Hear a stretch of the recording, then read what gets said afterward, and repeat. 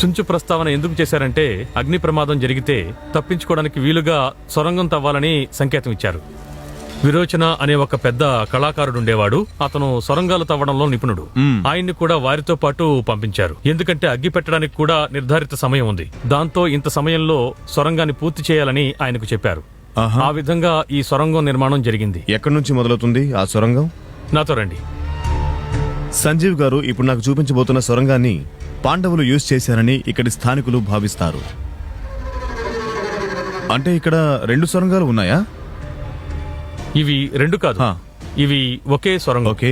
ఇది మొదట్లో కొండగా ఉండేది. వర్షం వచ్చినప్పుడు మెల్లమెల్లగా నీళ్ల కోత వల్ల ఇక్కడ ఇంత మేరకు ఖాళీ ఏర్పడింది. ఆ ప్రవాహంలో ఇది కూడా కొట్టుకుపోయింది. అలా ఇది 2గా ఉన్నట్టు కనిపిస్తుంది, అటు ఇటు. ఈ గుహ మాత్రం ఒక్కటే. సరే, దీని ఎగ్జిట్ పాయింట్ ఎక్కడ ఉంటుంది? ఇది బయట హిండన్ నది అవతలకు ఉండేది.